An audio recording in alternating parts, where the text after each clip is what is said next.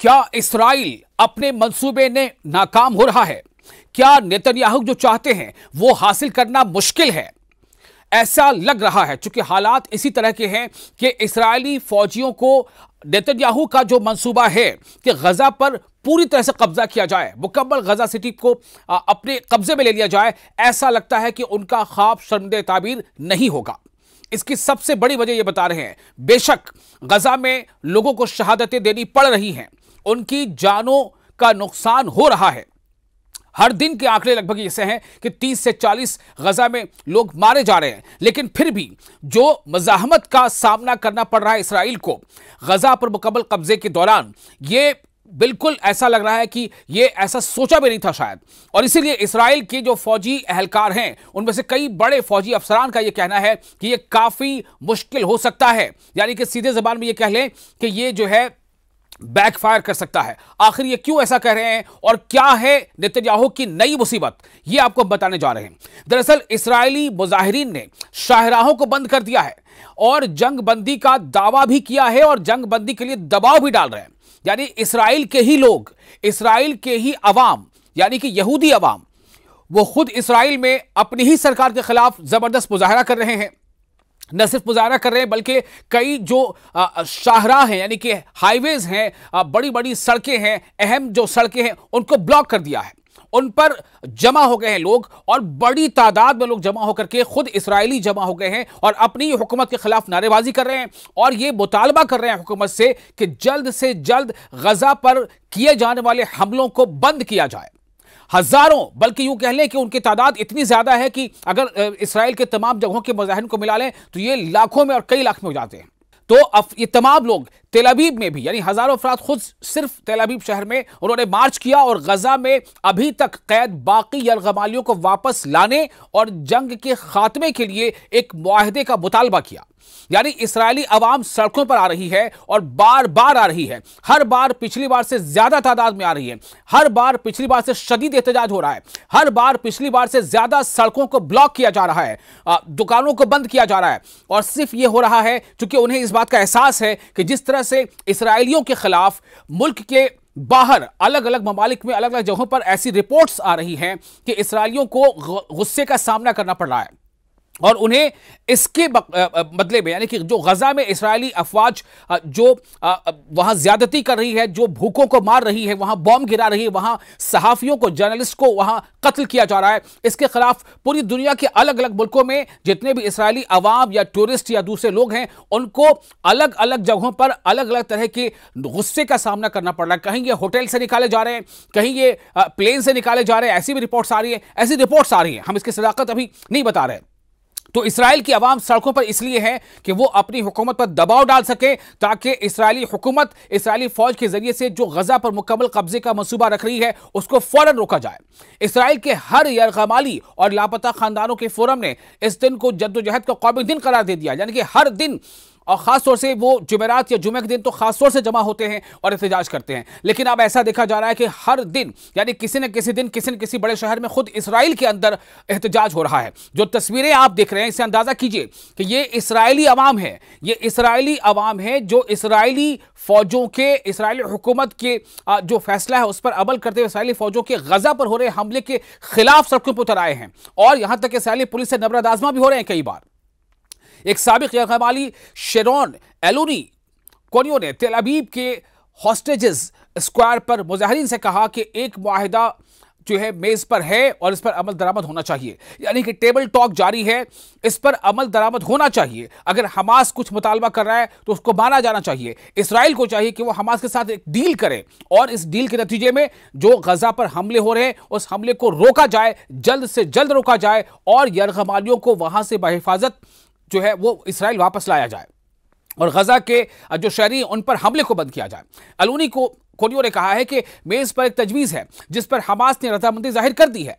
यानी ये कौन कह रहा है? ये जो साबिक हॉस्टेज है, जो पहले हमास के कब्जे में था, जो रिहा हो चुका है, जो अब इसराइल में है, अपने लोगों के बीच है, उसका यह कहना है कि अभी जो मौजूदा जो एक मुआहिदा है वो मेज पर है, टेबल पर है, उस पर फाइनल अभी बात नहीं हुई है, लेकिन उसके मुताबिक उसके जो भी नुकात हैं उस पर हमास अपनी रजामंदी दे चुका है।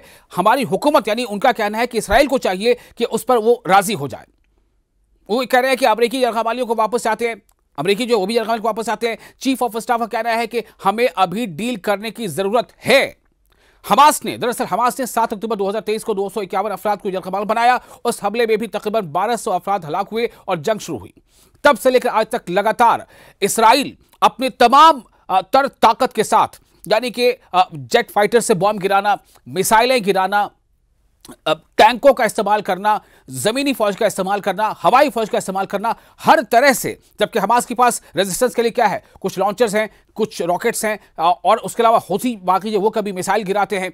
इनके पास कोई एयर स्ट्राइक नहीं है, कोई एयर फोर्स नहीं है। लेकिन सवाल यह है कि ये शुरू तो तभी हो गया था जब 2023 में हमास के हमले हुए थे। उसके बाद से इसराइल जिस तरह से लगातार हमास को मिटाने के नाम पर जो गजा के शहरियों को मारा जा रहा है, क्योंकि ये अभी तक के आदाद-ओ-शुमार हैं, उसके मुताबिक 70,000 से ज्यादा फिलिस्तीनी मारे गए हैं। और इनमें से भी जितने लोग मारे गए हैं 70,000 से ज्यादा में से 80 से ज्यादा फीसद आम शहरियों की है जो मारे गए हैं। वो खवातीन मारे गई हैं, वो बच्चे मारे गए हैं।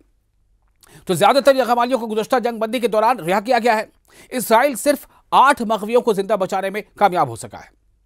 50 गजा में बाकी हैं और इसराइली हुकाम का ख्याल है कि तकरीबन 20 अब भी जिंदा हैं। ऐसा इसराइल हुकाम खुद मानते हैं। इसीलिए इनके जो रिश्तेदार हैं, जो यरगमाली अभी भी हमास के कब्जे में हैं, उनके रिश्तेदार और अब तो बड़े पैमाने पर इसराइल में हर लगभग समझिए कि ज्यादातर जो शहरी, हर 4 में से कोई ना कोई 1 या 2 वो यही चाहता है कि इसराइल गजा पर हमले बंद करें।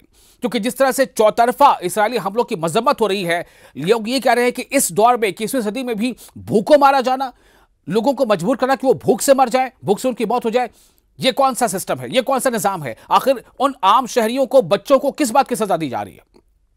गजा की वजारत सेहत के मुताबिक इसराइल के फौजी हमले में अब तक 65,000 से ज्यादा अफराद हलाक हो चुके हैं, जिसकी तादाद लगभग 70,000 है, जिसके मुताबिक तकरीबन निस्फ खवातीन और बच्चे थे। गिनती जंगजुओं और आम शहरियों में फर्क नहीं करती है, ये वहां से तर्क दिया जाता है। ये वजारत हमास के ज़ेर इंतज़ाम हुकूमत का हिस्सा है और इसका अमला तिब्बी पेशेवर अफराद पर मुश्तमिल है। अक़वाम मुत्तहिदा और आज़ाद माहिरीन इससे जंगी हिलाकतों का सबसे काबिल एतमाद जरिया समझते हैं। इसराइल अपने आदाद-ओ-शुमार से इख्तलाफ करता है, लेकिन अपने आदाद-ओ-शुमार फराहम नहीं करता। वो इख्तलाफ तो करता है कि आदाद झूठे हैं या गलत है, लेकिन वो सही नंबर्स नहीं बताता। अब आपको बता रहे हैं कि इस वक्त वहां पर सूरत हाल क्या है। सूरत हाल यह है कि काबिज इसराइल की बमबारी अब भी जारी है। हालिया हमलों में, जो ताजा हालिया हमले हैं, उनमें 76 फिलिस्तीनी हलाक हो चुके हैं। आप अंदाजा कीजिए, इतनी मजम्मत होने के बावजूद आलमी पैमाने पर अलग अलग मुल्कों में, चाहे वो कीनिया में हो, चाहे वो फ्रांस में हो, चाहे ब्रिटेन में हो, चाहे जर्मनी में हो, चाहे वो ऑस्ट्रेलिया में हो, चाहे वो जो कीनिया के और दूसरे अफ्रीकी ममालिक में हो, हर जगह पर जो आवाम है वो सड़कों पर आ रही है। आवाम को यह लगता है कि जो हो रहा है वो गलत हो रहा है।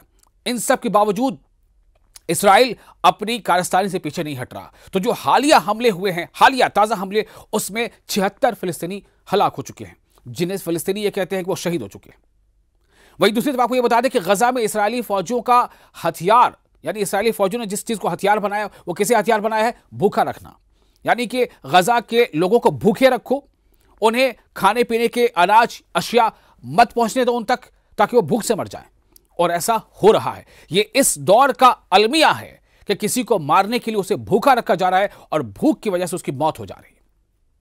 जो ताजा जानकारी है उसके मुताबिक, उस रिपोर्ट के मुताबिक 10 लोगों की मौतें हो चुकी हैं भूख से, जिन्हें इसराइली जो हुक्काम हैं वो ऐसे हालात बना रहे हैं कि भूख से वो मर रहे हैं। इसलिए कि जो रफा की क्रॉसिंग है, जहां पर मिस्र से गजा में एंट्री ली जा सकती है, वहां पर काफी बड़ी तादाद में वहां पर ट्रकें एड्स के सामान के साथ, दवाइयों के साथ मौजूद हैं, लेकिन ट्रकों को अंदर आने की इजाजत नहीं है, उन्हें एंट्री नहीं मिल रही है। कौन रोक रहा है? इसराइली हुक्काम। कौन रोक रहा है? इसराइली अफवाज। कुछ ट्रक अगर अंदर जाते भी हैं तो उन्हें इसराइली सेटलर्स उन्हें लूट लेते हैं, उन्हें अब पूरा का पूरा गजा के शहरियों तक पहुंचने नहीं देते। तो अभी जो ताजा जानकारी उसके मुताबिक भूख से मरने वालों की तादाद ताजा रिपोर्ट के मुताबिक 10 हो गई है, यानी इससे पहले भी कई अमवात हो चुकी है। गजा में हर तरफ कूड़े का अंबार लगा है। आप जिधर देखेंगे, चूंकि मलबा, इसराइल बम गिरा रहा है और बमबारी लगातार जारी है। बमबारी से बिल्डिंग्स, इमारतें, स्कूल, दफातर, यहां तक कि अस्पतालों पर हमले हो रहे हैं। हालिया अस्पताल में जो हमला अभी हुआ, तो उस हमले में चार जर्नलिस्ट भी मारे गए थे, 4 रिपोर्टर्स मारे गए थे, उनमें रॉयटर का भी रिपोर्टर था।